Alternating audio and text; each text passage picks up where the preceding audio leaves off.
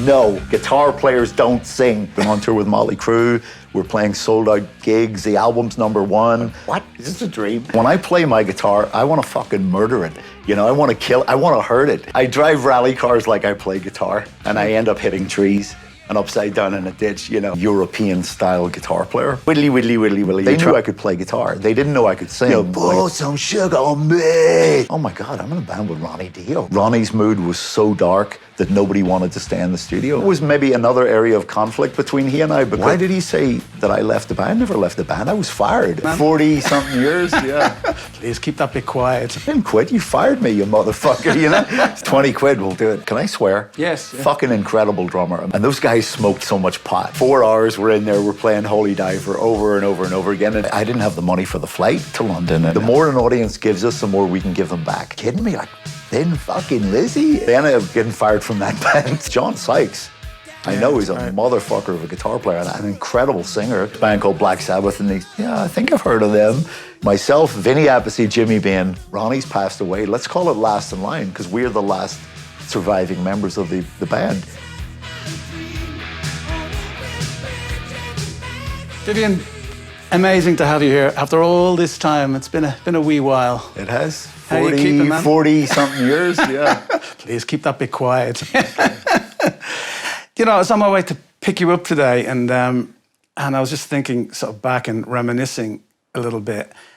And then I realized that, you know, you were the start of it all for me in my career. Like that time when we supported Sweet Savage, my band, I think it was in Portlaoise way back in the day. Oh, yeah. And you kind of obviously liked what I did and asked me to join the band. And that was that kind of moment where everything in my life changed. And I was thinking about, like, of course, other things may or may not have happened, but you doing that for me sort of helped me on my way into that other level of things, because loads of things happened after that I don't think would have happened the same way, only for you doing that for me. So I thank you for that. Oh, 20 quid will do it. But it is important, as I'm getting older, I kind of feel like I've got to recognize those things and people who've helped me on my way. And then I was thinking about you, and then sort of like, and then your relationship with Jimmy Bain and kind of how that happened for you. Of course, yeah. you know, we were all gutted in the band at the time when we were thrilled for you, obviously, but then obviously you going on to that next level and kind of leaving us behind, which had to be done. But that was all through Jimmy, wasn't it? So how did that, just maybe tell us more about how it happened? You know, earlier in Sweet Savage's career, you know, we'd opened 4 or 5 or 6 shows for Wild Horses, which is Jimmy's band, Jimmy and Brian Robertson. And, you know, I never really remember getting into a conversation with Jimmy too much, but I guess he sort of took note about something about me, you know, my playing or in talking to other people. And you know, a year or 2 later, whenever it was that Ronnie quit Black Sabbath and he and Vinny Appice flew over to London, and for whatever reason, Ronnie wanted a European-style guitar player, whatever that was. I came to know later what that actually means, but at the time, I didn't realize the difference. I thought you played guitar, you played guitar. So I do owe that to Jimmy. So as you know, back in those days, you live with your parents until you basically move out and get married or whatever. And you know, I was still living at home with my folks, and my father was called Vivian, and he was the only Mr. Vivian Campbell in the Northern Ireland phone book, which is about that thick, you know, so he wasn't too hard to find. Right. So it was about 2 o'clock in the morning, my father came around and woke me up and said, there's a drunken Scotsman on the phone. And it turned out it was Jimmy Bain, who had tracked down the number, said to Ronnie, well, there's this young guy, Viv Campbell, you know, lives in Northern Ireland, and let me phone him. So anyway, I get on the phone, and it's Jimmy's, are you right? It's Jimmy, you know. He says, I'm here with Ronnie Dio and Vinny Appice. And I'm like 2 o'clock in the morning, I've been in bed, you know, I'm half asleep. I'm going, what? Is this a dream? So can you fly over to London? Yeah, sure. When? Like tomorrow, you know. So my father, God bless him, I mean, my dad, I don't know, did you ever meet my dad? Yes, I did, yeah, many okay. times, yeah. So, you know, my sister Fiona, my brother John and Michael, myself, we always referred to him as Mr. C. And anyway, so Mr. C was actually a great supporter of my ambition and my dreams. You know, I mean, he saw how into playing guitar I was, how dedicated I was to that. You know, he understood nothing about it, obviously, but he was incredibly supportive. And so even though this drunken Scotsman had woken him up at 2 o'clock in the morning, you know, I didn't have the money for the flight to London. And I talked to him the next morning. He said, what was that all about? And I said, well, they want me to fly to London to audition. And he said, for who? And I kind of explained to him, you know, it's this guy used to sing with this band called Rainbow. And he's, okay. You know, he said he sang with this band called Black Sabbath. And he's, yeah, I think I've heard of them, you know. And I said, can you sub me the money, you know? And he said, yeah, sure, okay. So, but for that, I would never have gotten to London for the audition. And I flew over there. Obviously, I'd met Jimmy before, but very briefly. I didn't really feel like I knew Jimmy. Met Ronnie and Vinny for the first time. Vinny was very, and still is to this day, he's such a great, great guy. I mean, not only is he, can I swear? Yes. Yeah. Fucking incredible drummer. I mean, just elevates my game as a guitar player. When I play with Vinny Appice, I play this much better than normally because he lights a fire under you the way he plays. He's so, he just throws curveballs at you, you know. He never plays the same thing twice, so he keeps you on your feet. And he's also a really, really funny, really, really nice guy. So meeting Vinny made me feel more comfortable because I was really intimidated by Ronnie because, you know, we were both listening to, at the time, actually, I had Mob Rules cassette in my car. and I was never really a huge Sabbath fan until Ronnie joined Sabbath, and Heaven and Hell and Mob Rules, you know, those were pivotal records. Actually, it was Heaven and Hell, I'm sorry, it wasn't Mob Rules. But I was listening intensely to that, and then all of a sudden they get this call and to fly to London and meet Ronnie Dio. And so I was really, really intimidated by Ronnie just by being in his presence, you know. And so it was great that Vinny was such a nice, friendly, normal guy that made me feel more relaxed. And Jimmy, of course, was Jimmy. I mean, you know, was a lovable character and you know, no pretenses about him. And he was what he was. So we started playing. You know, Ronnie had this idea for this song called Holy Diver. And I came to find out that night that Ronnie played a bit of bass guitar. And it was on bass that he wrote the riff. Dun, dun, dun, dun, dun, dun, dun. So he picks up Jimmy's bass and he shows me, can you play this? And it's in the key of C. And we started playing. And the chemistry of that band was just immediate. I mean, like right away, I think we all were going, wow, this sounds really, really good. I mean, which you would expect. I mean, like those guys were really, really pro players. And, you know, Ronnie had some lyrics and he steps up and he starts singing and I'm just like, oh my God, wow. This is surreal, you know. And that's all we played. Like, you know, we finished and we kind of jammed. There was no structure to the song. You know, we were just kind of goofing around and, you know, the song, Ronnie had the idea for the riff, but he hadn't really put together the whole song yet. And we'd stop and like everyone was going, wow, that was great. And everyone was really excited. And those guys smoked so much pot. Like Ronnie was just rolling them up. But I didn't smoke pot then. You know, it wasn't my thing, but they were all like stoned out of their... So I must have been getting a contact high because we were all... And it's like, let's play it again. And, you know, they'd roll another joint. Let's play it again. So, you know, it's like 4 hours we're in there. We're playing Holy Diver over and over and over again. And, you know, Ronnie didn't have a lot of lyrics. So he said to me, like, you know, play a solo. And I'd be soloing. And like every young guitar player, you start off, you're getting all your notes in, like whittly, whittly, whittly, whittly. You're trying to play as many fucking notes as possible, you know, and I'm thinking, okay, I've run out of all my licks after a while, all my little party pieces. And then I reverted to playing like real basic double stop Chuck Berry rock and roll licks because I'd run out, I'd shot my load basically, you know, I'd done all the whittly, whittly, whittly, and it's like only so much you can do. So I'm just kind of basically grooving, you know, like vibing and just trying to play basic stuff that was more feel-based. And anyway, Ronnie's recording all this on a cassette. And I'm going to fast forward about a year now. I lived with Ronnie when I moved to LA. I lived with Jimmy mostly in an apartment, but then... I used to ring you at Ronnie's house. Yeah, in Tarzana, yeah. So it was me and Ronnie, and I think he had 3 dogs and 2 cats, and Wendy had left him, you know, so that was sort of that whole dynamic's a whole different thing. But living with him, and of course, you know, he's still smoking pot like all day, every day. And he found the cassette tape, and he played the cassette tape back to me, and we're listening to dun da da dun da da dun dun dun, and me soloing on top of it, and whittly whittly whittly, playing way too many notes. And then we got to that part where I'd run out of ideas, and I'm just trying to play on a gut level. Sure. You know? And he said, that's it. He said, that's when I knew you were the guitar player for me. So basically, when I ran out of shit to play. So that was a big lesson for me. I'm thinking, okay, so like all the whittly, whittly, whittly shit, you know, doesn't mean anything, you know? And that was the difference between American, and in particular LA-based guitar players at that time, and European field guitar players. And that was what Ronnie was looking for, because when I first went to LA,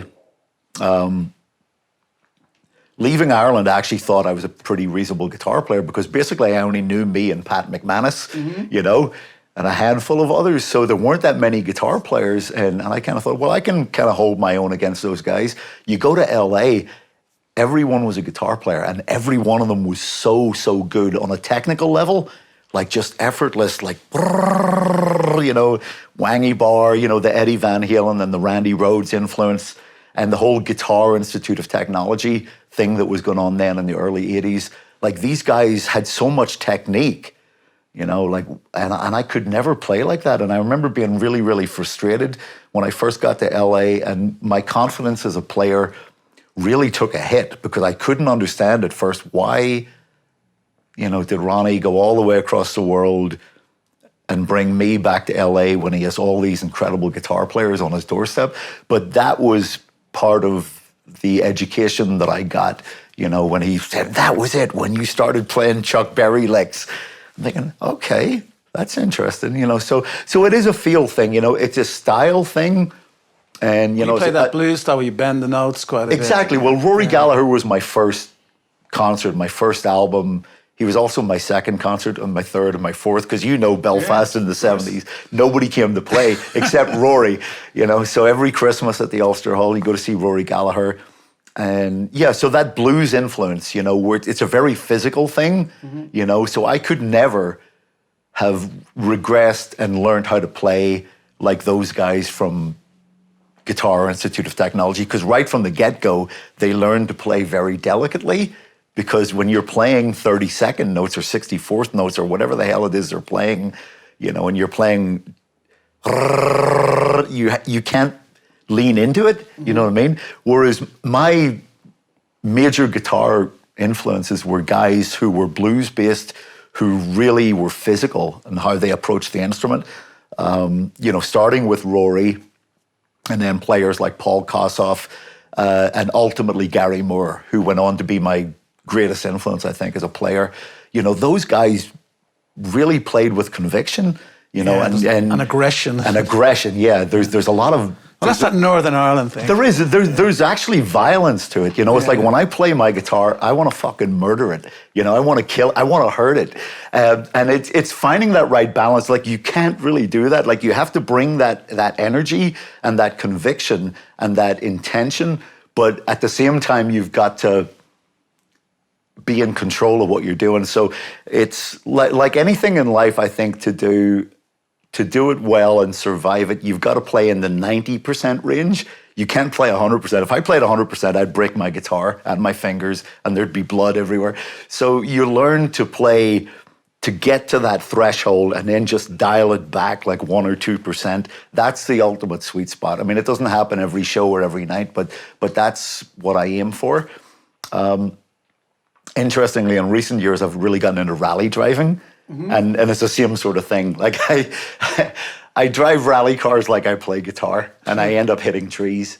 and upside down in a ditch, you know, and you realize that, well, that's not going to work. You gotta, it's the same thing because I'm trying to drive 100%. So you got to kind of go there, start there, and then dial it back and leave something on the table because you go around a corner and there's going to be a tree in the road or something. So, you know, you've got to leave something on the table. So that I've yet to learn. As a rally driver, I got a lot to learn, but as a guitar player, I kind of feel like I've learned that skill. Well, that's another aggression muscle, isn't it? You know, it's obviously very intense driving rally cars. But just backing up, it's just, we're talking about earlier on about, like I was saying, about meeting people and faith and, you know, how stuff in particular happens. So if your dad's name hadn't have been Vivian Campbell, they would never have been able to contact you, because that was the time before mobile phones or email or anything. So it's only because your dad's name was the same as your name, that's the only reason they were able to get through to you. That's absolutely 100% correct. That is just incredible. So that's a little bit of serendipity, you know. That's meant to be. And it's funny, my father was the one who said, you need a bit of luck in your life. That was a great saying of his. It turned out to be true. So that was my little bit of luck.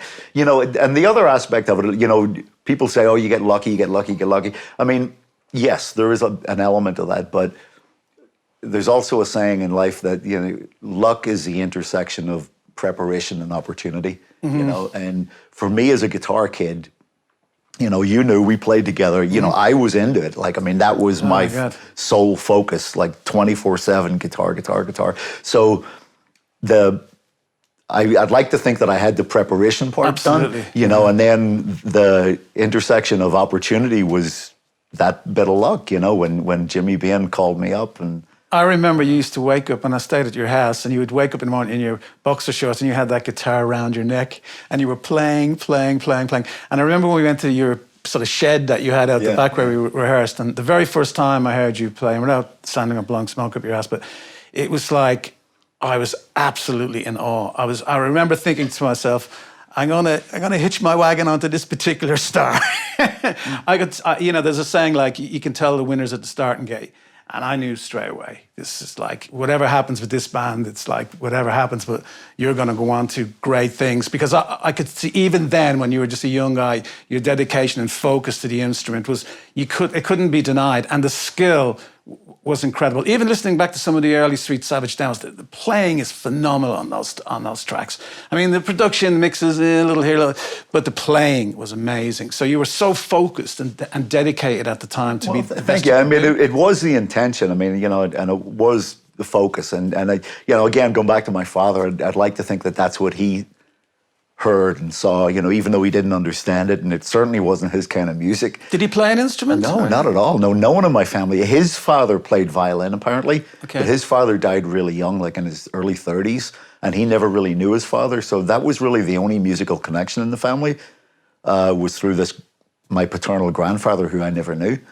And so I'd like to think that that's what he picked up on, like he could see that level of dedication, and, you know, you want that for your children. You know, I have two beautiful daughters, and you know, I'm very happy that they have their own paths in life. You know, and do they play?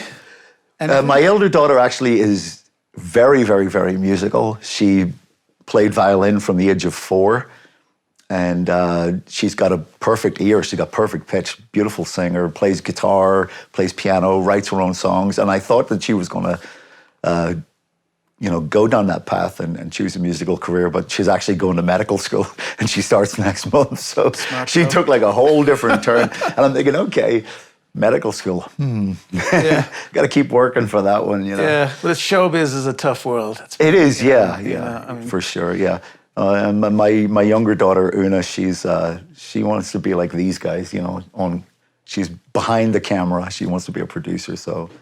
But she's very dedicated in that field. So, you know, you like to see that as a parent. You see your children when they do something that means something to them. And again, you know, that's what I think my father saw and heard, that I was, you know, 100% committed to my art, to my craft, you know.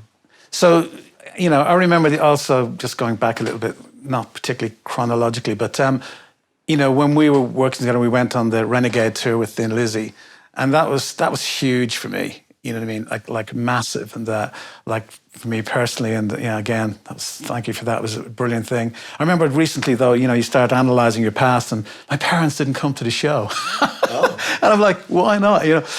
Strange little thing I've got to deal with, but yeah, that was an amazing time meeting Phil and hanging out with Phil, and I mean, you were quite good friends with Phil as well over the course of the tour. Well, I mean, obviously, we met him a bunch of times.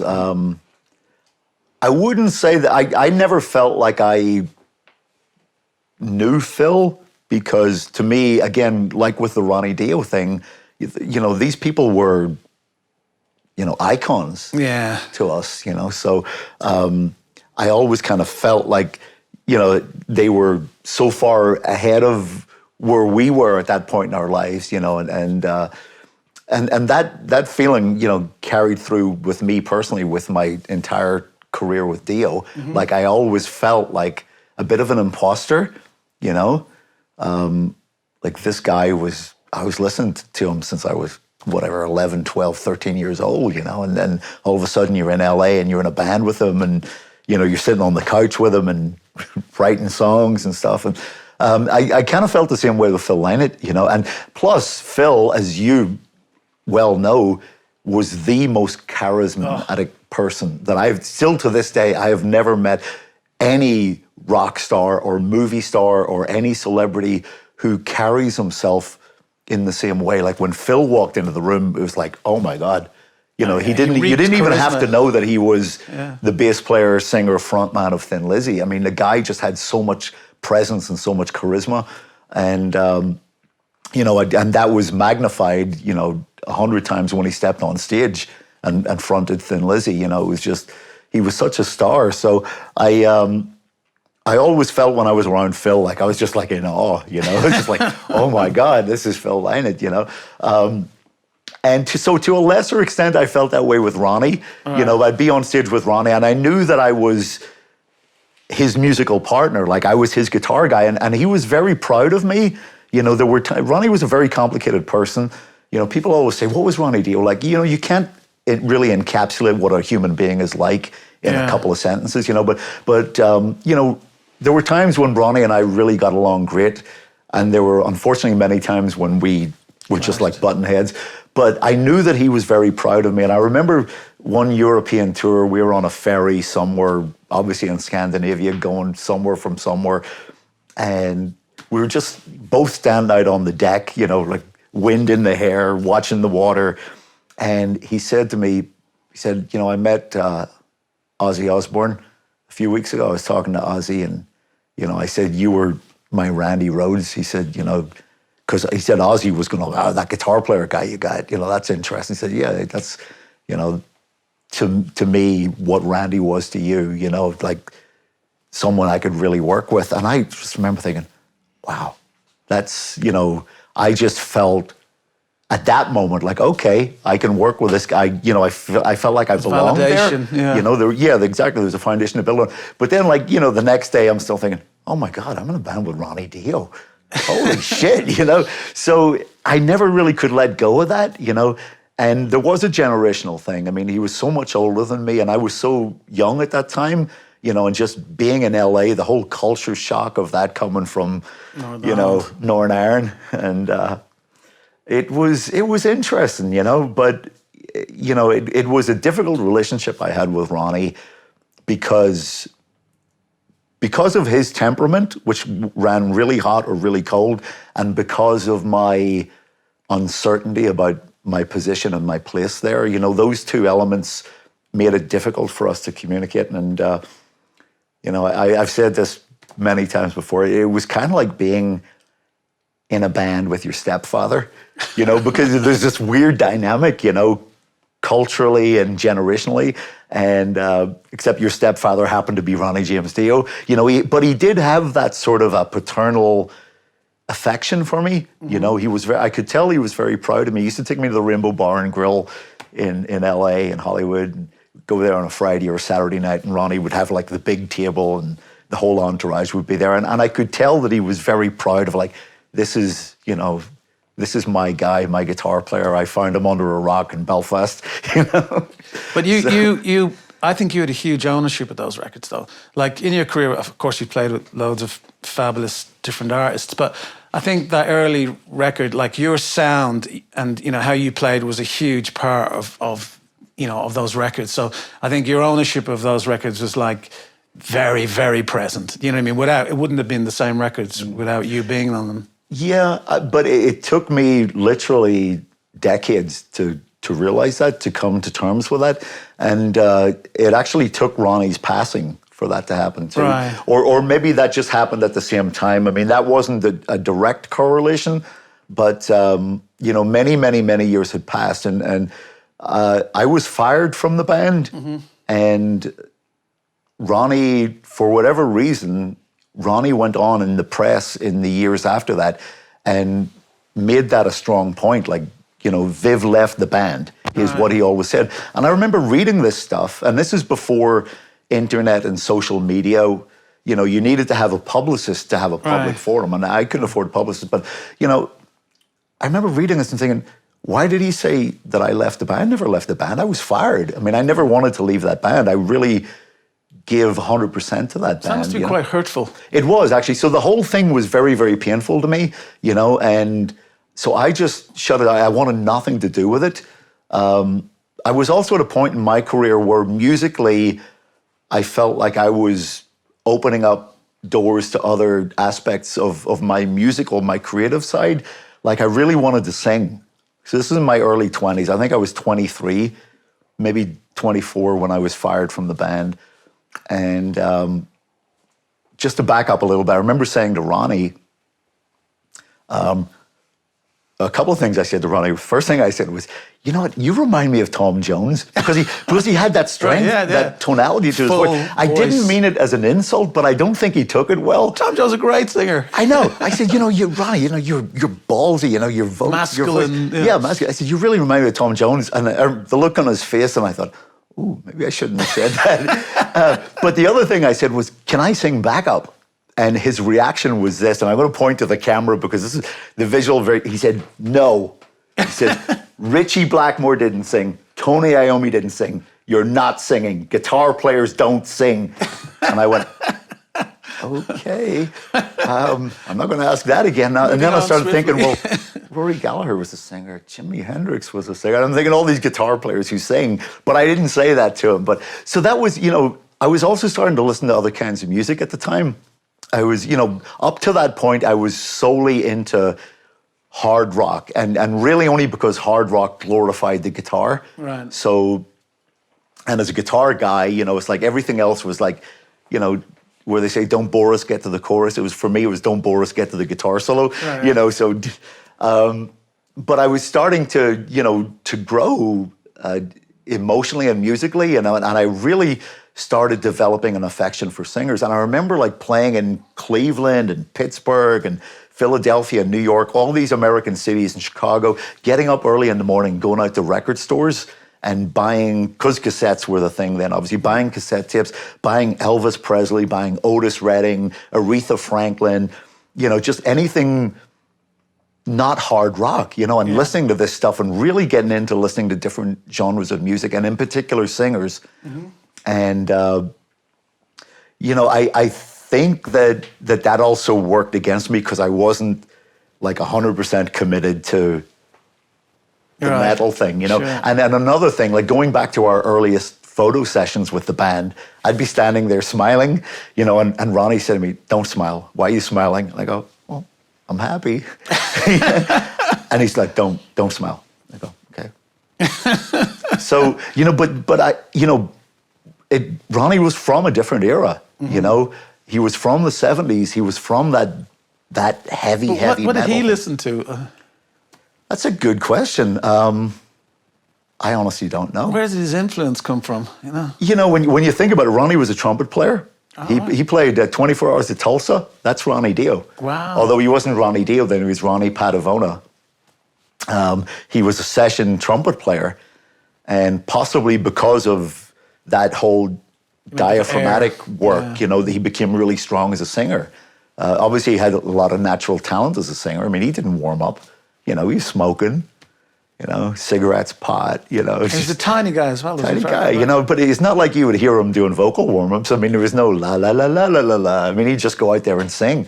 And it was just incredible, I mean, he just had this power and this voice and this tonality and this resonance. And, it was something he was born with. And I don't know what music he listened to, but I know he obviously grew up in the 50s. And so the doo-wop stuff and, sure. Frankie Valli and all that. Sinatra, I mean, he would, sometimes when we're goofing around in the studio, he'd launch into that sort of thing. But I never really heard him listening to music. I mean, MTV was coming of age at this time. And I remember, the time when I was living with Ronnie at the house and we'd be watching MTV. Ironically, it was Def Leppard. I remember Def Leppard came on. It was bringing on the Heartbreak and Fooling and all the early Leppard videos.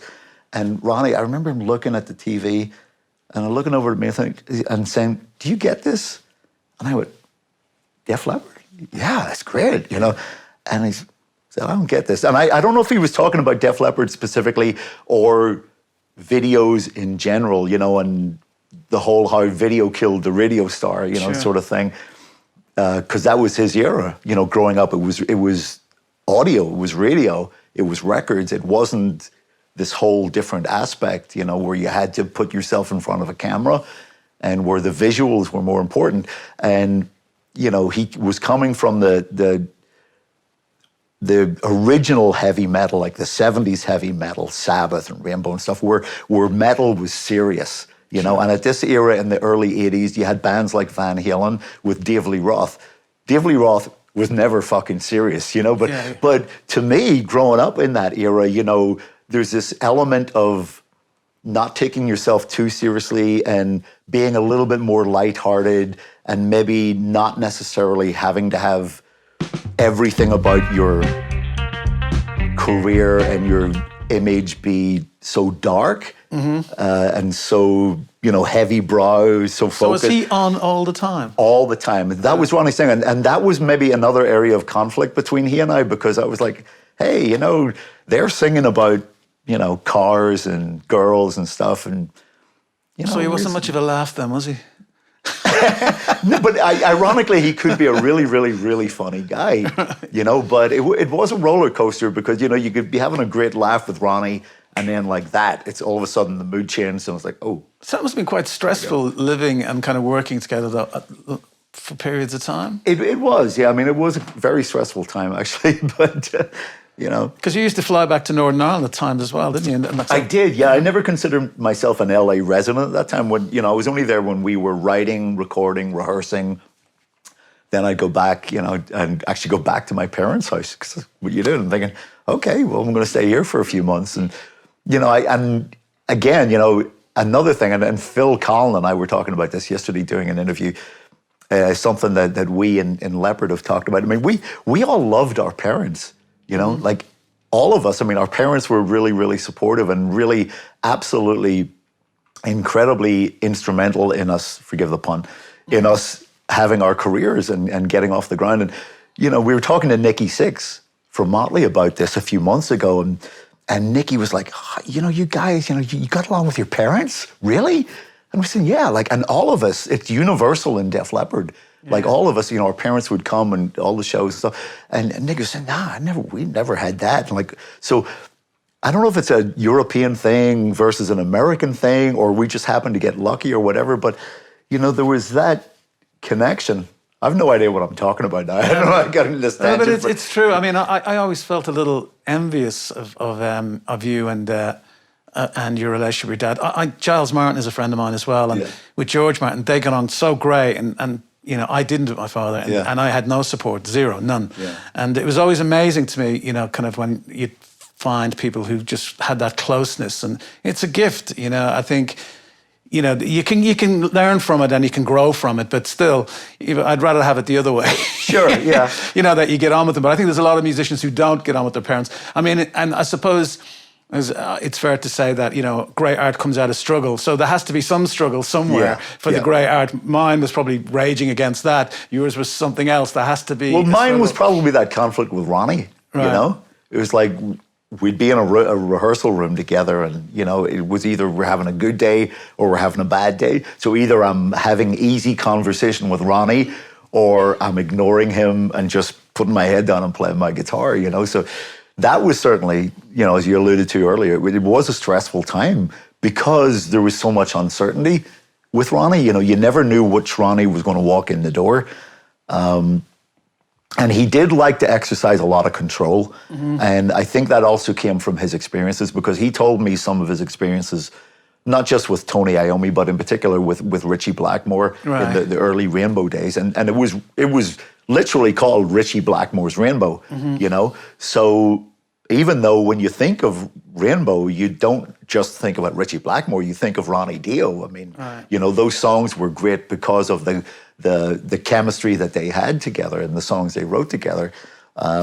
So I think Ronnie had a bit of a chip on his shoulder about knowing how much talent he had and how great he was at his art, but being under that weight for so long, not only with Rainbow, but perhaps to a much lesser extent with Black Sabbath, And so when he finally had his own band, I mean, it was a no-brainer to call it Dio. Nobody was going to call the band Appice or Bain or Campbell. I mean, you knew who Dio was, and he kind of had that ironclad level of control, even though we were all contributing to the records and writing the songs, and even though he wanted to present it as a band. I mean, it was undeniably Ronnie's band, and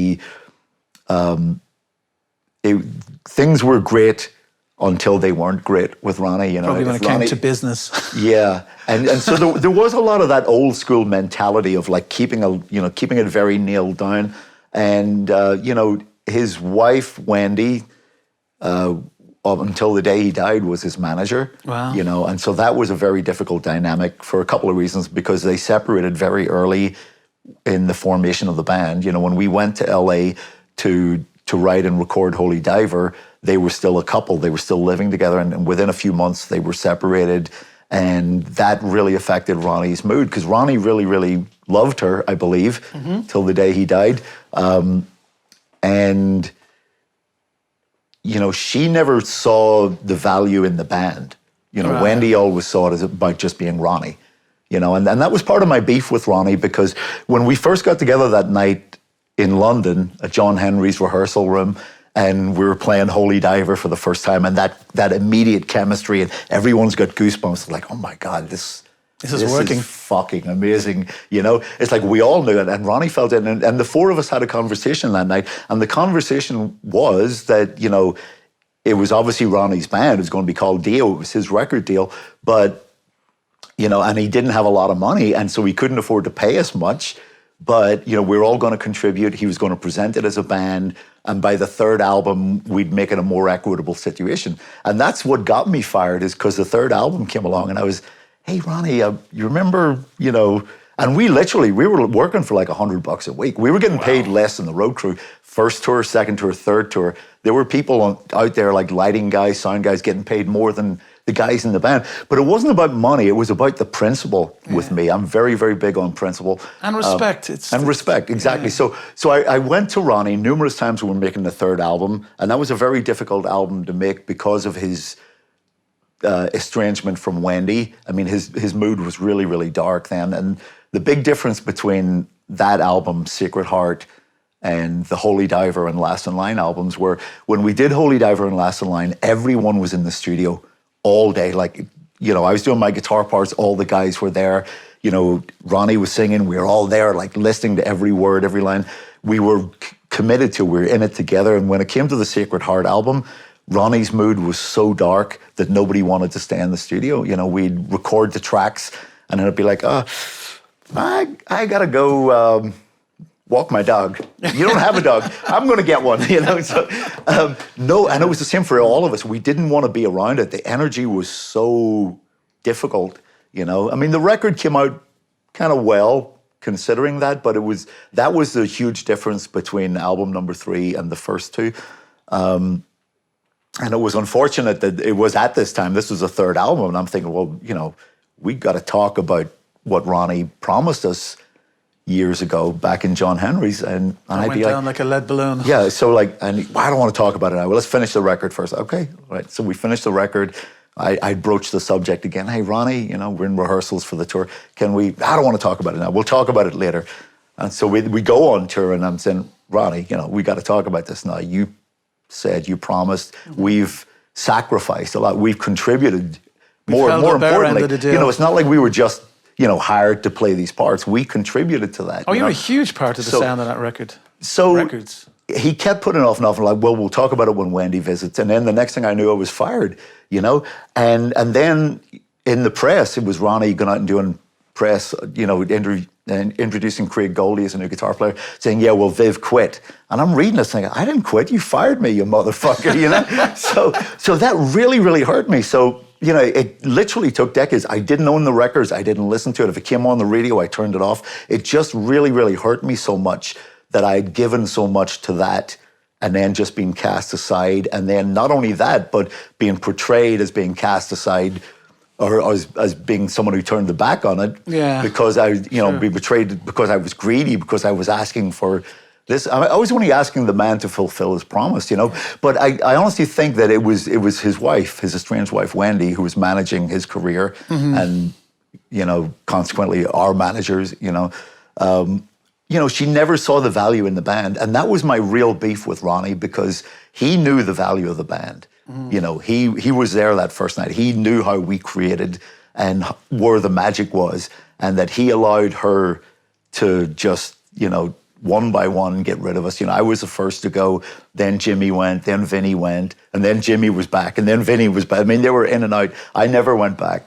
But, you know, that was, I think, my real beef with Ronnie. I think if I had ever met him again, which I never did, you know, that would have been something that he and I would have had to talk about, that he knew the value of the band, but yet he was prepared to not go head to head with her over that, you know, to let her have her way and take the band apart one by one. So he fires you, you're sitting there at home thinking, what do I do next? So what's the next part of the story?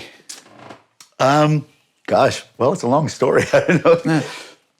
Like band-wise, I mean, there's obviously Whitesnake come into the picture. Well, yeah, so John Kolodner, who was an A&R guy at Geffen Records at the time, very successful A&R guy, and I'd met him a few times, and so John, I don't know how he got my number, but anyways, people do, and I get a phone call from John Kolodner. I'm in Ireland at my parents' house, and John said, well, David Coverdale, Whitesnake, he's recorded this album. He's basically fired the whole band during the process. We're going to put a band together around this record. It's going to be huge.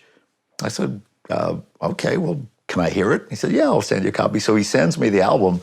It's a Whitesnake 87 album. And I listened to it and it's like, oh my God, this is going to be huge. This sounded great. And credit where credit is due. This was John Sykes' record. I mean, it was John Sykes' guitar playing. It was his riffs. And so I call up John Kolodner and I say, this sounds absolutely incredible. Where's John Sykes fit into the picture? Yeah. And he said, well, he fired him. He said, John isn't there. I thought, John's gone. I know. So, and I'm thinking, well, I can't imagine he feels too good about that, because it was very clearly his influence, his record, you know. So anyway, they fly us to LA. I really don't know who else is going to be involved in this. You know, so we meet with Coverdale, and I'd met him briefly in passing before, but I didn't really know David too well. And Adrian Vandenberg is there, so, you know, David explains, well, I want it to be a 2-guitar band. And Rudy Sarzo playing bass, Tommy Aldridge on drums. I mean, the pedigree of the band was undeniable. Right. The first thing we did was, forgive me, we did 3 music videos, I think, over a period of about 2 weeks. Wow. And we hadn't even played a note together. We've listened to the record. We're doing music videos. We do photo shoots. So that's sort of, I'm hypothesizing here, but to me, that set the tone of the band. It was very image-driven. It was specifically for MTV. You know, it was 1987. MTV was at its zenith.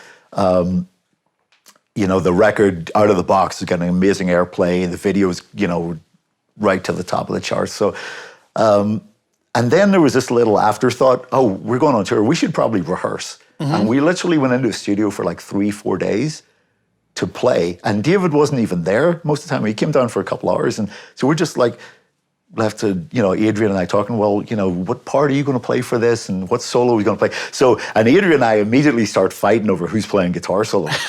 Well, yeah, I want this one, I want that one, so, and I really, really like Adrian. He's a great guy. We got on really, really well, but I never got the feeling that Adrian wanted 2 guitar players in the band, It was nothing personal, but I felt like he wanted that gig exclusively. Well, because he was involved first. He came in towards the end of the recording and actually played the solo on Here I Go Again, which turned out to be the biggest hit on the record, I think.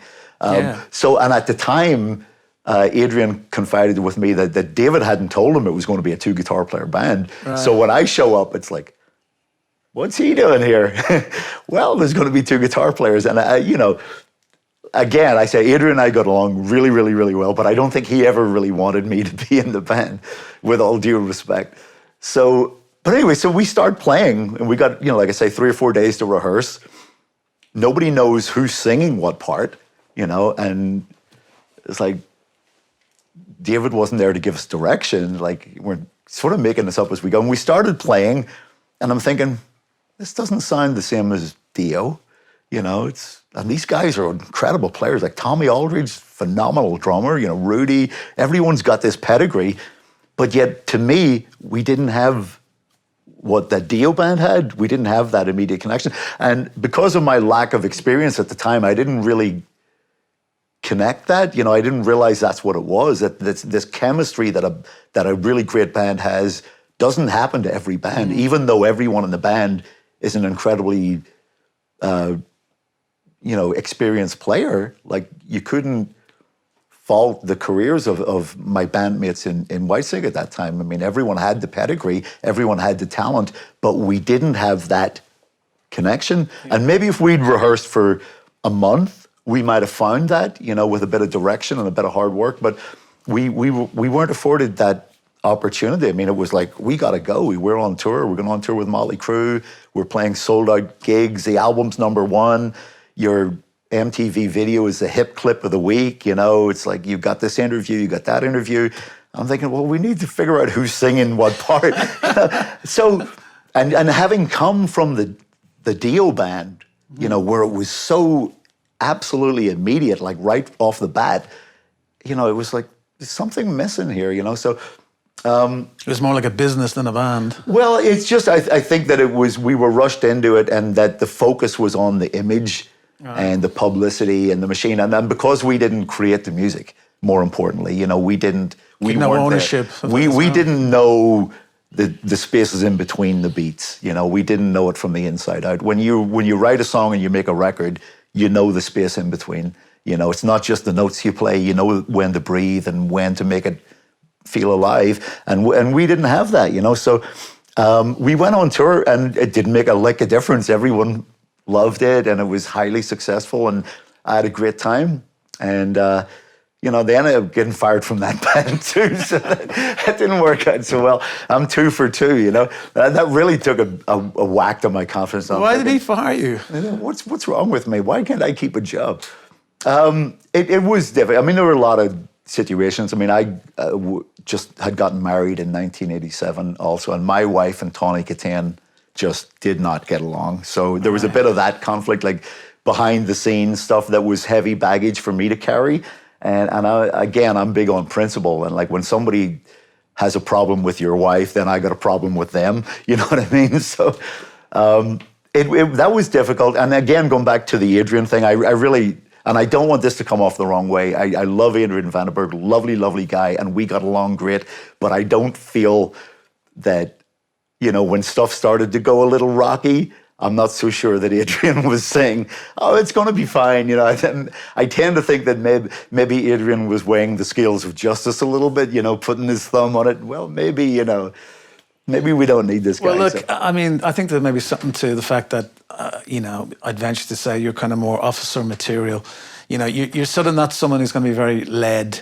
And like there are some guys who just keep their head down no matter what happens. Yeah. They'll never say anything. That you're a very strong character, and to kind of, and you're kind of their equal I'm enough stubborn. ways. Yeah, we're stubborn Paddy. Let's cut to the as I chase. say, stubborn Paddy with an attitude problem. That's how I describe myself. You know? But you know, the other aspect was the creative aspect of it. I mean, David and Adrian had a great relationship, a great working relationship, a great friendship, and they were writing songs together very easily. So that was the straw that broke the camel's back, actually, that David, you know, basically came to me and said, I'm writing the album with Adrian.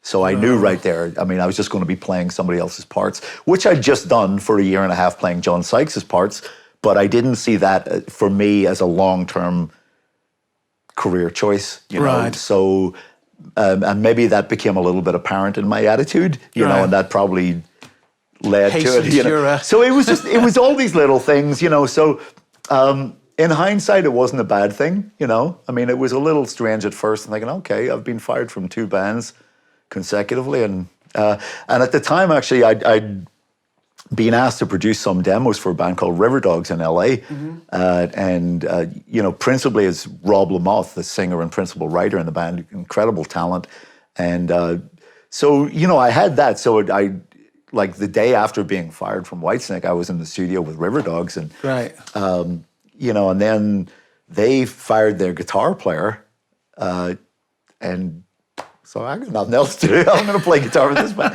And I was happy to, because it was also a very interesting band for me. It was much more blues-based. It wasn't metal, you know, it wasn't straight-up hard rock. Obviously, I brought a hard rock element to it, but also like a heavy blues element to it. And so we made what I thought was a really, really good record for a major label, and it totally fell off the cliff, you know. So it's... But having said that, I mean, even though it had no commercial success and not that many people know about it, it's one of the, I think, one of the biggest achievements of my career, the River Dogs, the original River Dogs record. And certainly as a guitar player, I think it's probably the best playing of my career. I mean, I was on fire for that, you know, and it was great. I mean, it was lovely to work with those guys, you know, and like I say, Rob Lamoth, to this day, I just don't understand why he's not a household name. I mean, he's such an incredible talent as a singer, as a writer, as a lyricist, and such a... Some people just get missed. It's well, he's sad, you know. He's one of those guys, for sure. I've met a few of them over the years, and you just think, why? It's that luck thing again, just the chips don't fall exactly the right way. So then, obviously, you're kind of hanging out back in Ireland again, and you're down in Dublin sometimes, and you're obviously getting to, you know, Joe Elliott from Def Leppard as a kind of a mate and hanging out a bit. So that must have been very influential in you getting into Def Leppard. Well, I'm going to back up a little bit here. So right after River Dogs, so the River Dogs album came out, totally went into the drain, forgotten. And the night the record was released, the brand new head of the record company, because we were caught we sort of fell between the cracks. For the year and a half or 2 years that we were writing and getting ready to make this record and recording it, we were on CBS, Sony, on a little boutique label within that. And then, CBS was sold to Sony. And when our record came out, it was right during that transitional time, and people were leaving the company, new people were coming in. So the people that we'd been working with for the last year or two were no longer there. You know, our champions, our supporters, some of them were there, but most of them were gone.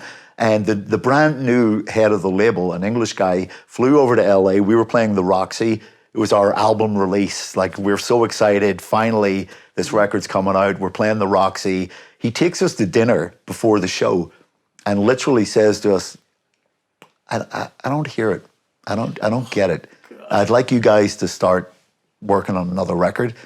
And we'd been working. I mean, seriously, I don't know exactly how long it was. More than a year, probably about a year and a half, close to 2 years, that we'd been writing and recording this record. We'd gone through a drummer, like we had band personnel changes, producer changes. It was difficult. I mean, it was not an easy record to make, just in terms of our life, you know, and me. You know, the other guys had been, you know, paying mortgages and rent and stuff out of our recording budget. I was carrying my own weight. I'd bought a home. I was paying my own mortgage, paying my own bills. I was having no income coming in for close to 2 years. So I literally financially could not afford to stay in that band. And to have this guy come over, like, well, I just heard your new record. I know it's coming out tonight, and I don't hear it. I'd like you to go in the studio next week. And I'm thinking, I cannot do this. I mean, I literally can't. I need to work, you know? And concurrent with it. So anyway, you know, a month or two later, I ended up doing a session for Lou Gramm on a record prior to that. And Lou got in touch with me and said, I really like how you play. And because I'd mentioned to Lou that Paul Kossoff was an influence of mine, and Paul Rodgers and the original Free were a massive influence for Lou. And Lou said, I really want to do like a heavy blues record like Free.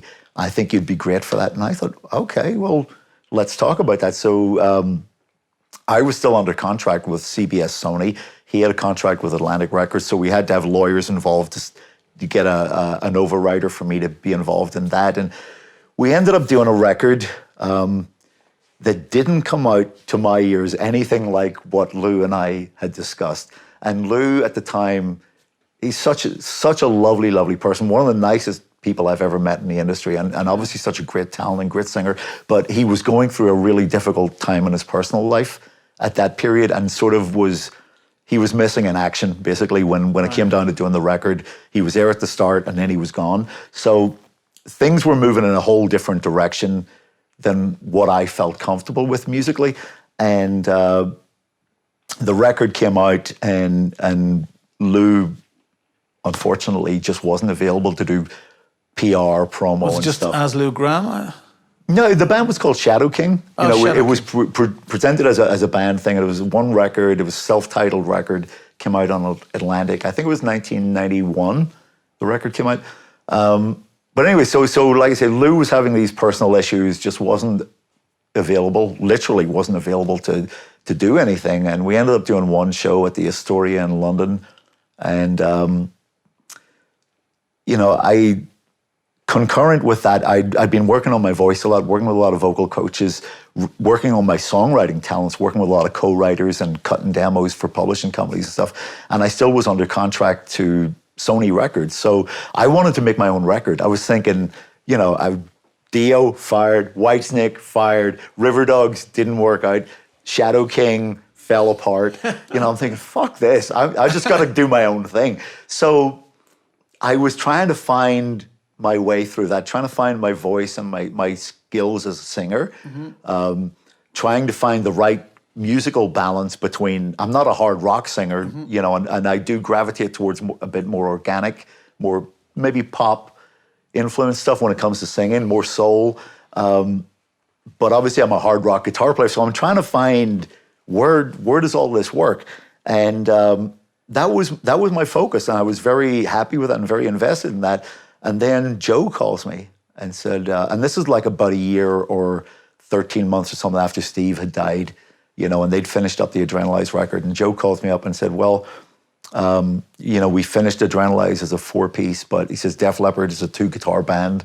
And he said, I'd known Joe socially for years. We'd never played music together. We'd played football together. He'd always called me when he came to LA, you know, to hook up with a Sunday morning kick around. And when I was in Dublin, I'd go see Joe. We'd go to dinner with our friends. Dennis Desmond is a good friend of ours. Yeah, of course. And we'd always go out to dinner with Dennis and Caroline.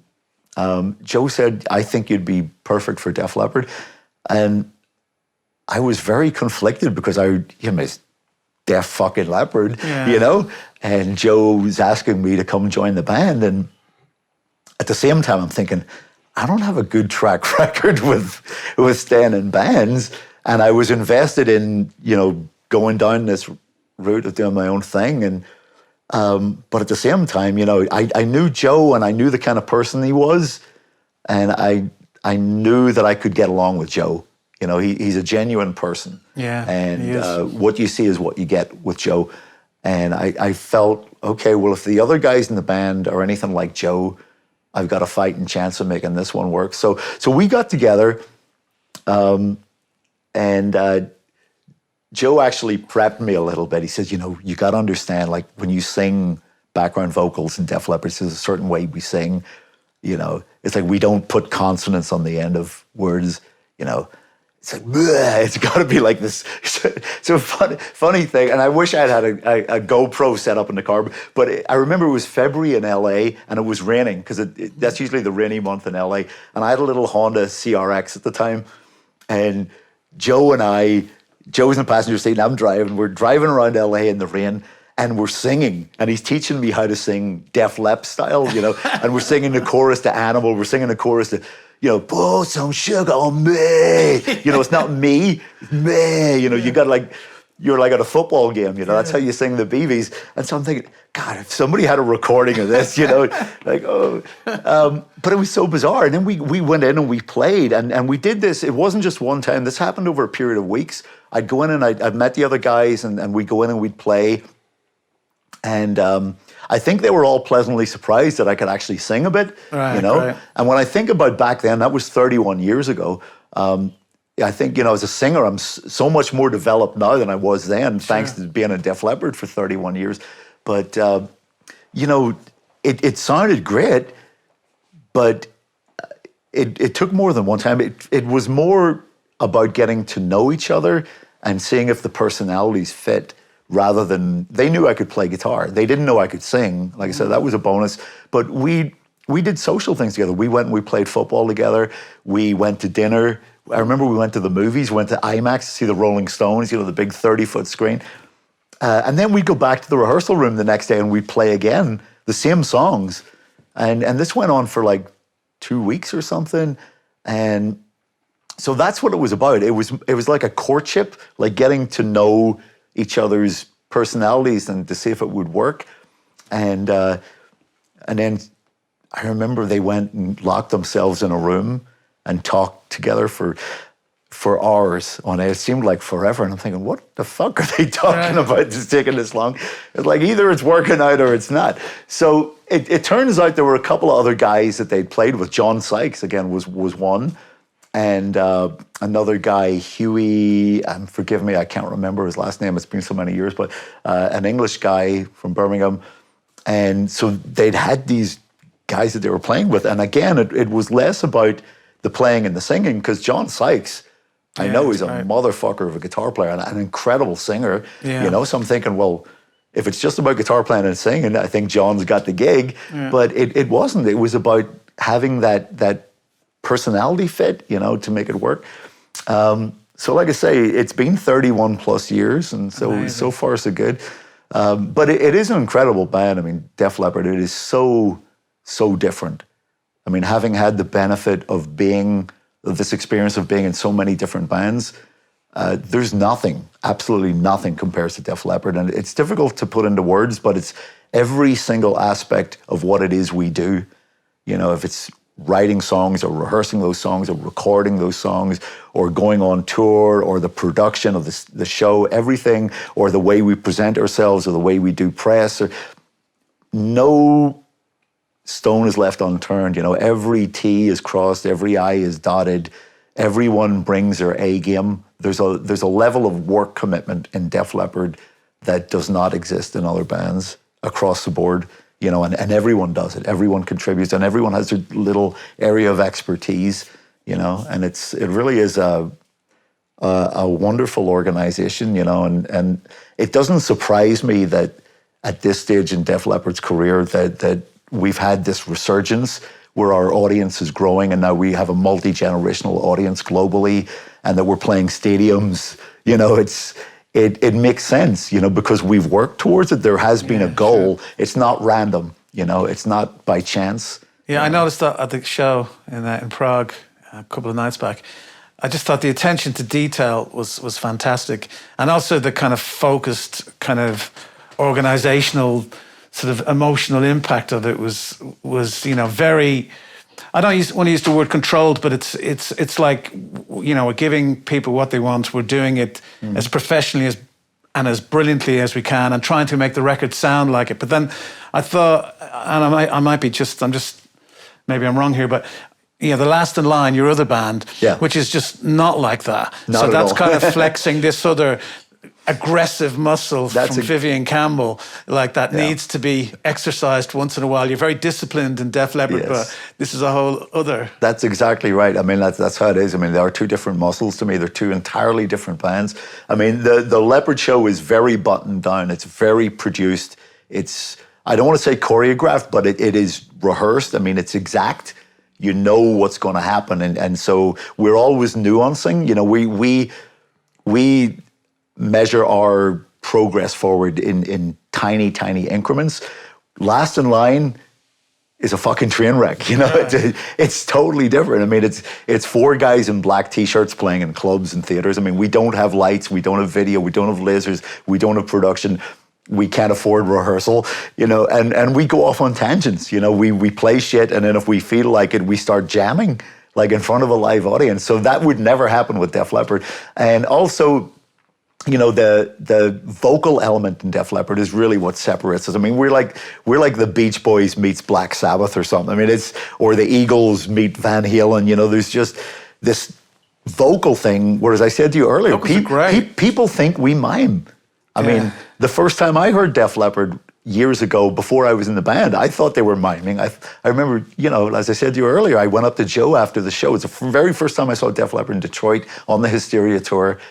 And I'm thinking, there's tapes going on here somewhere. And I said to Joe after this, Joe, you can tell me, you know, you're running playback. And he said, no, we're singing. And now I know it. And we work on that. And so incrementally we nuance it. Like last night we played in Hanover and it was fucking amazing. Like right from the very first song in my ears, I'm thinking, wow, this sounds really good. So the Hanover show was the best one we've done so far on this particular tour. But we do that. We hover around the 90% mark, and then every now and again we're like at 99 or 100%. Last night was one of those nights. You know, it was just incredible. Like the playing, the singing. It is so as close to perfect as possible. And again, that's so very, very different from what I do with Last in Line. Because in Last in Line, I refuse to sing. Right. I don't want to sing. I just want to play guitar. And I'm the only guitar player in that band, so I got to do all the heavy lifting. And 35% or 40% of our show in Last in Line is original Dio music. You know, so I've got to be on my A game to play that stuff. And again, talking about nuance, I went back and I listened and watched YouTube videos of people playing my solos from early Dio stuff to try and figure out, because it'd been so many years, when something exists, even just a guitar solo exists on a record for 30 or 40 years, when you go play it, you have to play it exactly like it was recorded, because it's part of the DNA of the record. It's what people hear in their head, and they want to hear it. So, ironically, back in period, when we were touring the early Dio records, I don't think I ever played the solos like they were in the record. I'd go off on a tangent, you know. But now it's important to go back and when you play a song like Rainbow in the Dark, to try and play the solo as exactly as possible. And there were little parts I couldn't remember. Like I was thinking, did I play this here or did I play it there?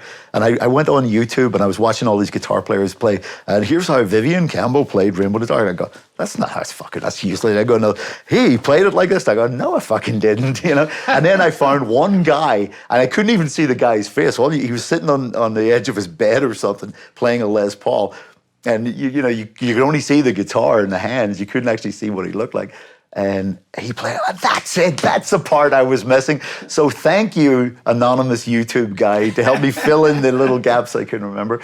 But it was a great experiment for me. It was a great experience to go down that rabbit hole and relearn that. It really helped me connect the dots and realize what it was I was bringing to the original Dio band. Because back then I didn't think it was very good. Right. I would listen to it and I go, I could do better than that. You know, but to go back 40 years later and to relearn it, thinking, fuck, wow, that's actually really good, you know? So on the new album, though, that's all new material, isn't it? Yeah, so we have our third album just came out at the end of March. It's called Jericho. It's our first record for Ear Music, which is a German label. I know you very well. I know Max very well. Yeah, and Max has been great, and the whole label's been great. The relationship feels really good. They feel really invested in us, which is really a nice feeling for us. Mm-hmm. So we're hopeful about that. You know, when we play, like I said, we do 30-ish% of songs from Holy Diver and the original Last in Line record, and the rest of the show is made up of songs from our 3 albums. And I think it sounds phenomenal. And I think it's like a cross between, and you probably, I don't know if you'll hear this bit, but it's like a cross between Zeppelin and Rage Against the Machine. Oh, wow. It's like, especially with I'll some of the take that. vocals and the guitar work as well, and that syncopated guitar thing you do really well as well. The production is great and it sounds great. It's a really, the mix is great. I mean, I like the production. Yeah, on it as yeah. well. We had this last record. Chris Collier co-produced and mixed it for us, and actually he's mixed all 3 of our albums. And he's a wonderful engineer. He's got great ears, so I agree. It is a really good sounding record. But it's just the experience in the band. Again, going back, Vinny Appice. Like when I play with Vinny, it's like I'm plugged in. It's just like, oh yeah, it's like riding a wave. You're surfing, and it's a big fucking wave, you know. So you got to focus. And we had Jimmy Bain originally before Jimmy passed away. Unfortunately, Jimmy played on our first record, Heavy Crown, and we lost Jimmy, but we continued with Phil Suzanne, who used to play with Ozzy back in the day, and we'd known Phil for decades, and he's cut from the same cloth, and he was a friend of Jimmy's.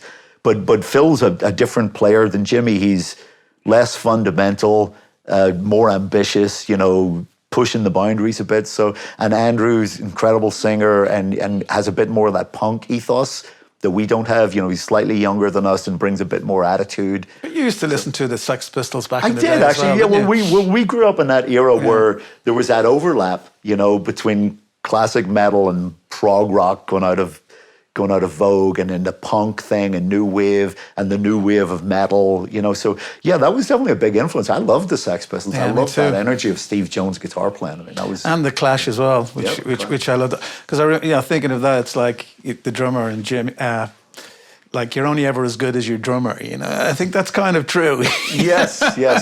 You don't have a killer drummer, you're going to. Well, that's true. And again, going back to Vinny, like there's been times when if Vinny doesn't have his cereal for breakfast, I can tell like something's off. Like Vinny plays, and it sounds fine. It's a drummer playing 1, 2, 3, 4, playing the beat. But I can tell if Vinny's not on his game. I remember Vinny, did you have your cereal this morning? Get this man some Weetabix. I remember the mistake we made with in Sweet Savage back in there when we fired Batesy and we got that other drummer in. Remember, I can't remember his name. Like he's Ireland's best drummer, and like the first day we bring him in, it was like everybody's heart dropped. It's like this is the huge mistake. Yeah, I know. He was technically brilliant, but he just didn't have the feel and the shuffle, and it was like. Well, it's true. I mean, a band is made up of the individuals. Again, the original Dio band and that sound and that chemistry. You start.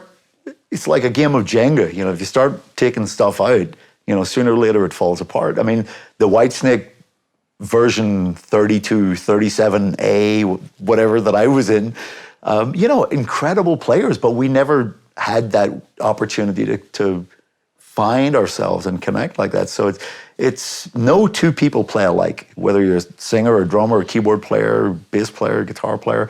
We all bring our personality. Our tone is in our hands. As an instrumentalist, I could plug into any guitar. I'm going to sound like me. It's Phil. When we're in the studio with Leppard, Phil picks up my Les Paul to show me a part. It sounds like Phil Collin. It doesn't sound like me, but he's playing my guitar through my amp. It's all in how you physically lay your hands on your instrument. And so no 2 people, you can play the same notes, but it's the space in between the notes. It's the way they breathe, the way it phrases, and no 2 people do it alike. Anybody, any particular reason for the music? And cue the jazz. Can we just take a quick? So, Last in Line. So you've just done the new record, which is brilliant, I think. The new Last Jericho, in Line yeah. record, Jericho. And as I was saying earlier, I just hear that big drum sound, that nearly Zeppelin drum sound. And then and the singing as well, loads of harmony. You're singing on that record. Nope, I'm not singing on that. Is that not you on that record? I refuse to sing in Last in Line.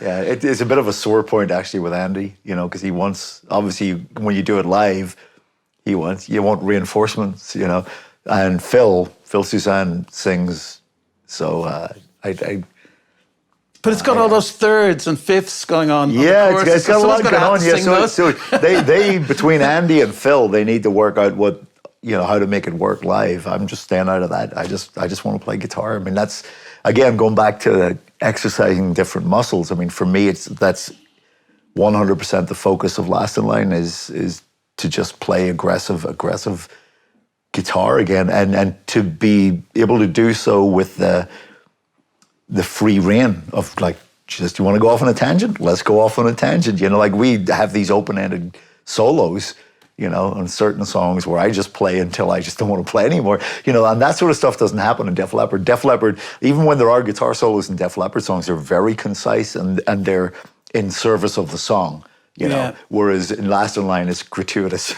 It's just gratuitous guitar. But you think part of it also is because I think it's really good that you know, sort of go back to your roots in a way with, say, the Last in Line. You're playing in a superstar band like Def Leppard, and it's, you know, everything is 5-6-star hotels and private jets and et cetera, et cetera. And then you've got to go back to Last in Line, getting in the van and playing smaller venues. That's absolutely. But you know, you think that really helps you, keeps you sharp and keeps you grounded? Because it's very easy to get lazy when you're in superstar bands. I'd say if nothing else, it keeps me honest. You know, I mean, like we literally travel in a Sprinter van. You know, you're sitting there till your ass is numb, like for 5-6 hours between shows. We stay at some fucking seriously bad hotels, you know. Right. We play in venues where your shoes stick to the carpet. You know, you get like 3 hours of sleep because the economics of how that works, we can't afford days off. I mean, we're doing show, like back-to-back shows. You know, you're getting no sleep. We're flying on Southwest Airlines, you know, in the middle seat. It's eating a cheese sandwich, you know, it is so different than the Def Leppard lifestyle. But, you know, I don't enjoy that part of it. I mean, it is hard work, but the reward is worth it, you know, to get on stage for 2 hours and to play. It's so cathartic for the soul to just have that freedom as a guitar player. You know, so I feel enriched by it. I also feel that it really adds to my confidence as a player. Like when I play on stage with Def Leppard, I'm in no doubt as to how I'm going to play. And like, you know, the real challenge in Leppard is to play and to sing simultaneously. I mean, the bar, you know, the standard of the vocals is so high, and you want the guitar playing to match it, and to do it, it's like, you know, rubbing your your belly and your head at the same time.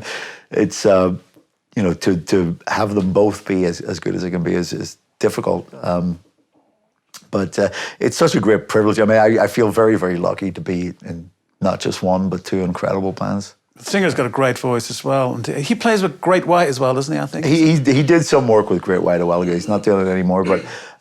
you lent him out to Great White? We did, actually, yeah. He was on loan, yeah, for an off-season. So, yeah, Andrew, you know, the reason the Last in Line band started, it was by accident and not design.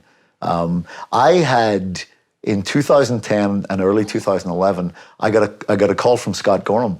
Oh, wow. And so we had, with Leppard, every now and again we take like a lot of time off. Doesn't happen so much anymore, but back then, 2010, we'd taken basically a year off. And so I was sitting around, you know, I was bored, and Scott calls me up and says, I'm going on tour, Thin Lizzy. He says, would you be interested? Can I borrow you for a while?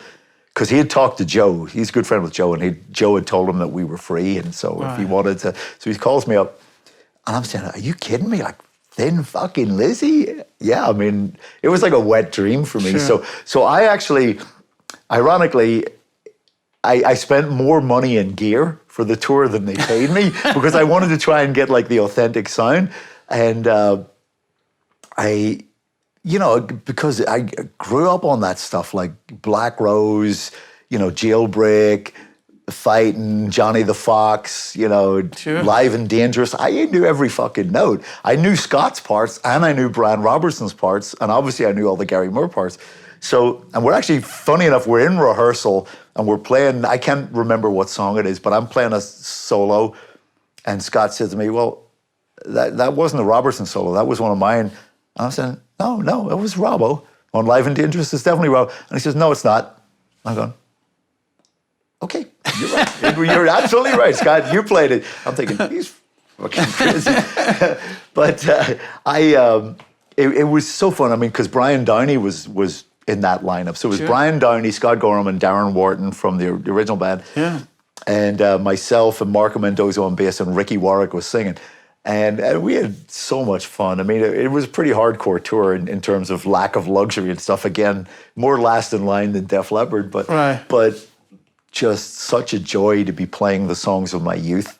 And it was on the back of that tour. I was still living in LA at the time. I went back to LA after the tour was over, and I was like 17 all over again. I was that guitar kid.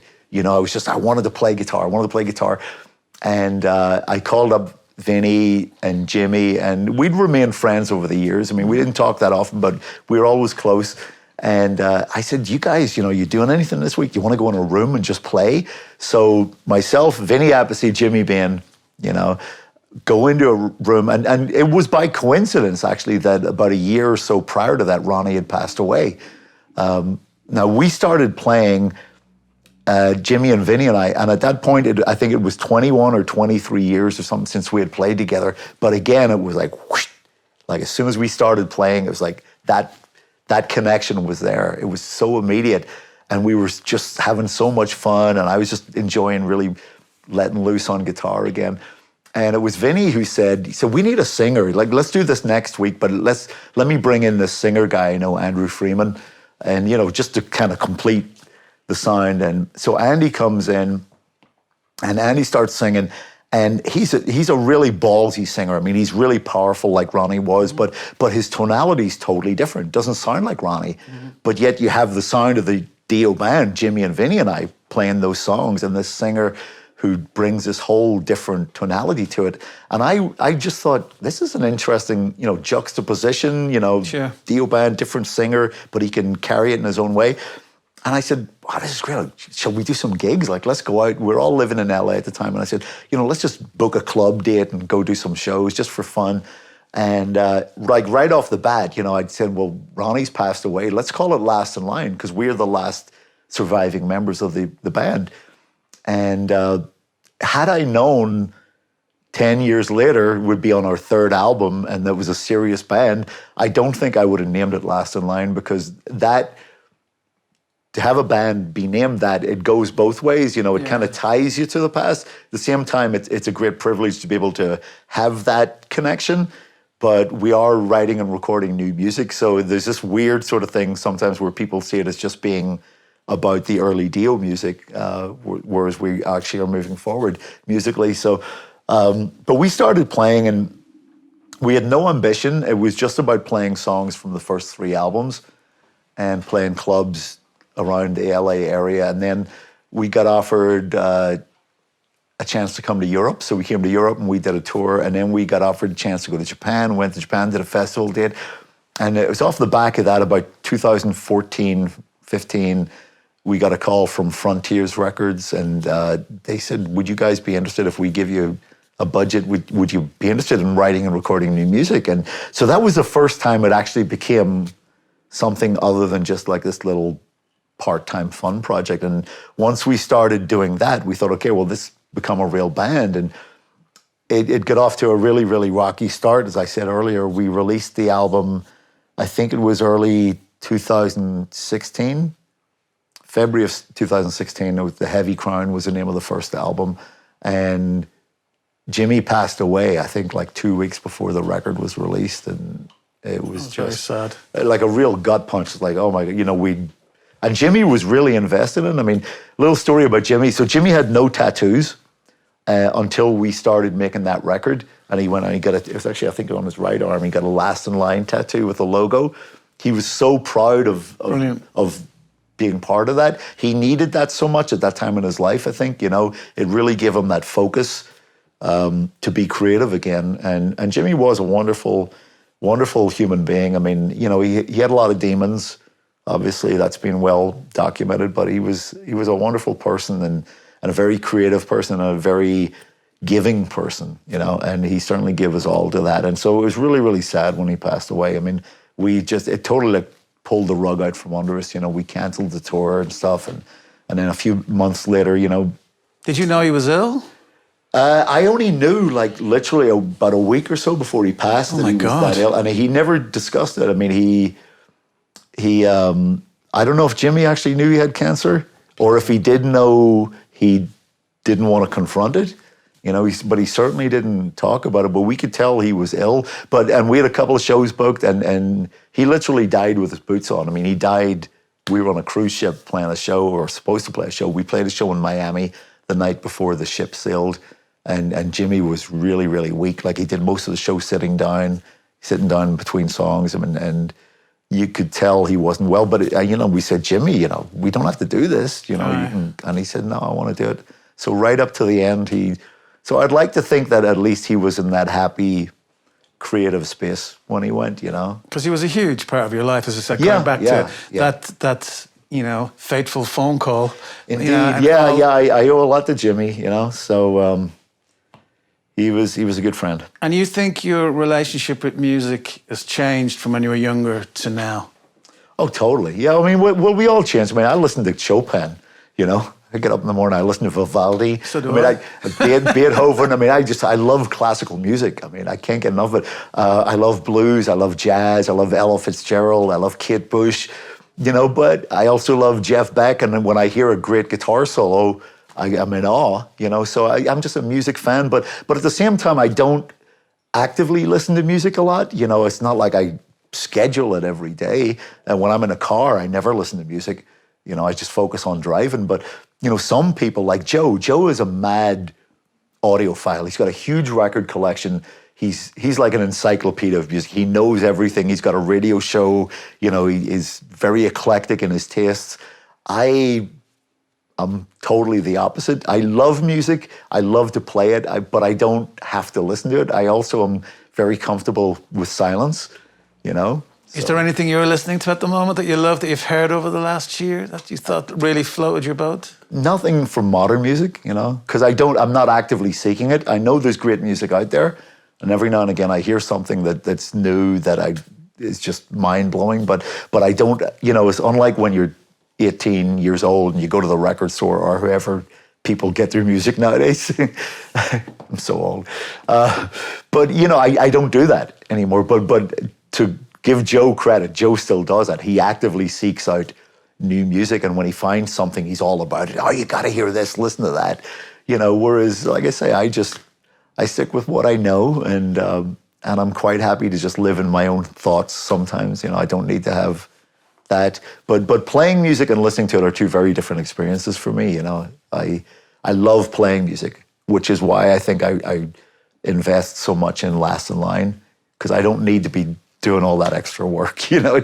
And it is, you know, it's 60 years of age. It's tough to go out there and do that sort of thing. But it does something to nourish my soul at the same time, you know, to be on stage and to play like that. I think that goes back to, as I said earlier on, to that investment that you put in those very early days. It was huge. You were young, and sort of the next evolution of that, and sort of that connection to it that maybe is difficult with other bands where it is so disciplined. I know I'm repeating myself here, but when when you're in something that's so, it's proper. I don't mean this disparaging, but you know, this kind of showbiz way. It's perfect, and lots of shit like Beyonce is the same. You know what I mean? Yeah, they're brilliant shows, but to have that nearly punk ethos, you know, instead of just going out and hey, we'll see what happens tonight. You know what I mean? You know, is a joy. You know, it certainly is, and terrifying at the same time. You know? Yeah. I remember when I first joined Def Leppard, Joe said to me, you know, to use an analogy, you know, we're talking about movies, and, you know, and art movies are great. And he's saying, you know, well, art movies, you know, like little low-budget art movies are artistic and they're intriguing and they're interesting. He says, but Def Leppard says, we're like Steve Spielberg. You know, we're like the blockbuster, you know, the full roller coaster, and that makes perfect sense. You know, that's what. Well, they're giving people what they want, and it is the secret of success in lots of ways, and brilliantly, and that's what it is all about. At the end of the day, bringing joy to people, and they go out and have that experience. You have that responsibility. You know, when you see bands that don't do that, I feel really nearly offended. You know, people spend their £50 now, whatever, to come to a show. You have a responsibility to give them a great show. Well, exactly. You know, I mean, a lot of people say, you know, do you get fed up playing Photograph and Pour Some Sugar on Me and Rock of Ages, Animal, Hysteria, all the hits? But you're beholden to the hits, and you have to be grateful for it. I mean, certain artists do go out there and they decide not to play their biggest hit or whatever, you know, and you've got to play to the majority of people. And the majority of people that come to see Def Leppard want to hear those hit songs. But at the same time, we try and put in, for our own soul and for our own creative beings, we still make new records. I mean, people also say, why do you bother making new records? You know, you don't sell records the way you did back in the day. But it's important to us. If for no one else, we have to make them for ourselves. And when we go out and play, like even the other night in Prague, we open with a new song, a song called Take What You Want. And we know that there's only going to be a small percentage of the audience who actually is familiar with the song, but it's an important point for us to make that we are opening a show in 2023 with a new song, sure. You know? But we go on and we play Pour Some Sugar and we play all those other songs. And to be honest, the joy in it for us comes from the audience. In Def Leppard, the more an audience gives us, the more we can give them back. You know, because we've played those songs thousands of times. So for us, it's an exercise, and it becomes more than an exercise when you experience the energy and the joy and the excitement that's coming from an audience. And that's especially noticeable in recent years because our audience, as I mentioned before, has become multi-generational. There's a lot of people out there, a large percentage of our audience, young enough to be our kids. And with them comes this more youthful energy, and we're like vampires. I mean, we feed off of that energy that the audience gives us, and the more they give us, the more we give them back. And it is about escapism, you know, and it's about getting away from all this shit that you read about in the paper and then all the bad things of the world. You know, people just want to celebrate music and joy and each other and the energy of a live show. And lose themselves. Exactly, yeah. So for an hour and a half, 2 hours, whatever it is, you know, you can just let all of that go. And it's joyous for us. I mean, I still can't believe it. I mean, it's just an amazing way to make a living, you know, 60-something years of age, you know, to still be able to do that and to still want to do it and to still enjoy doing it, you know. So we're all, you know, we don't take it for granted, you know. I've never thought that about the band. Like I've known Joe very briefly over the years, but that band as well had that grounded thing. They've always been really nice guys, sort of not superstar-y. Not that I could ever detect, but it's just like it's their job. They get on with it. They do it the best they can, and you know, and they deliver every single night. And I think that's the you know, the bottom line for, you know, any artist is just give people what they want, give them a great time. I saw Springsteen a few times. And he was amazing. 3 hours, you know. Just You think after 20 minutes, he can't keep this up, but he does. And the same with Paul McCartney too. I mean, you got to do it for the right reasons. You got to do it because you want to do it. You know. Yeah. I mean, and nobody can tell me that Paul McCartney or Bruce Springsteen are doing that for the money. No. You know, they're doing it because they want to do it still, because they still have a point to prove. You know, and that's part of the Def Leppard mindset too. And that's why we still do new music. You know, we got a point to prove. You know. Last thing, best gig, worst gig you think you've ever done? You know, I could easily say last night from Def Leppard was one of the best gigs. You know, I mean, Really? Fantastic. yeah, I mean, it really was. It was that good for the most part. But we also, I mean, we never go below 90-something%. I mean, we're always up there. You know, it's just the differences are minimal. Like somebody could have a bad show, but the other 4 guys are having a great show, you know, so it sort of evens it out. Worst gig has got to be when you fall off stage, right? And touch wood, I mean, I haven't done that in a few decades, but we've all done it at different times. I mean, I remember with Dio, like opening song, I think it was in Oxford in England, and Stand Up and Shout was the opening song, and I remember coming out and putting my foot Iron Maiden style on the front wedge, and nothing being there to support it, and going like arse over tit into the fucking pit in front, and my machine heads got caught in my hair, you know, like the guitars. Like, oh my God, it was just a fucking nightmare. And I'm so grateful that it was before everyone had an iPhone and YouTube, you know, because shit like that would live forever on the internet. Now there's just like a handful of guys who were sober enough to remember it, perhaps, me being one of them. You know, but shit happens, you know, it's life, isn't it? And the show went on. I mean, I remember another Dio show we had on that Last in Line tour. We had this big pyramid on stage, and the doors opened, or they're supposed to open. And Jimmy and Vinny and I, so the top came off the pyramid where the drum kit was, and Jimmy and myself and Vinny, we're all like squeezed in there, and smoke was coming in. I remember the top wouldn't come. It was like total Spinal Tap, you know. So then, like it was filling up with smoke, and then finally it lifted off. But the doors were supposed to open in front, and Ronnie was supposed to come in, and they wouldn't open. So we were like, "Where's Ronnie?" It was so comical. We actually we used to refer to sometimes as Walt Dio. Because it was like a Disney show. The props, you know, was a big show, and like Ronnie, we used to get so mad when shit didn't work. As you can understand, I mean, like you pay a lot of money for this stuff, and then you know it goes wrong. There were so many episodes like that. I mean, it was you like think a they ever got comedy any influence of Spinal Tap from some of those moments? I'm sure they did. Well, I mean, look, we were talking about this the other day with someone on our crew. I mean, Spinal Tap, the keyboard player was called Viv Savage.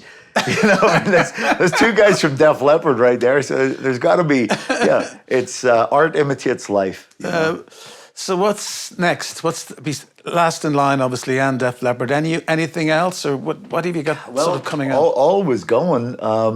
You know, we just put out a Def Leppard record a couple of weeks ago, Drastic Symphonies, which is a reworking of some of the, not necessarily the greatest hits, but some of the biggest hits and some of the more obscure tracks too, but reworked with the London Philharmonic, which we did at Abbey Road, which was a great experience. We recorded that in early March of last year. And it's, you know what, it's number one in the US in the classical albums chart. So amazing. Who would have friggin' thought that, you know, you'd have a number one album in the classical charts, but it's... So it's a crossover record. Yeah, one of those bizarre twists, but it's beautiful. I mean, it's incredible to work with real musicians, you know, like guys who can actually read and play string instruments. Oh, they're like machines. Yeah. Down at Abbey Road, they get the best of the best, you know. They are. They're so good. They're so incredible, but it really is a whole different dimension. I mean, and it's an emotional experience to be in a room with an orchestra. I mean, you feel it. Like being at a live rock show is, you know, as opposed to listening to something in headphones or, you know, on your stereo at home or something. When you're in a room with a live band, you feel it in your body. You physically feel it. It's the same thing with an orchestra. When you're in a room, you feel it's so emotional. It's so overwhelming. And so it really added a whole different dimension to these Def Leppard songs that have been around for years and years. So anyway, that's new for us. We'll continue this tour. We're on a world tour. We'll finish up in Asia at the end of the year, Japan, Australia, New Zealand sort of thing. And in between that, I got a load of Def Leppard, Last in Line shows, you know, so it's, I literally have 2 suitcases at home. So I have the big one, Def Leppard, go home, say, okay, I got to go to the airport and pick up a smaller suitcase with Last in Line stuff, and away I go. And, you know, but you have to do that. You have to be invested in a project if you want it to grow. You can't phone it in, you know. I mean, like, there's a lot of people have side bands. They call them vanity projects or whatever. You make a record and a video, you do a couple of interviews, maybe do one show, and then you let it kind of just go off and wither on the vine or do whatever. But you know, to me, with Last in Line, you know, it needs to manifest. It's a real thing, and the greatest aspect of it is when we play live. You know, so got to pack the small suitcase, go to the airport, sit on a Southwest flight in the middle seat. You know, have anxiety about where to put my guitar. You know, it's going to fit in the overhead. You know, go to the Holiday Inn Express, have a cheese sandwich. You know, sit in the Sprinter van, but then you get on stage and you play, and it's like, yeah. It keeps it real, man. Vivian, thanks so much for doing this. You've no idea. It's been absolutely brilliant. That's just great. revisiting all those many fabulous years and times. Yep. Thanks a lot, Viv. Cheers. Thank you, my man. All right, Rob.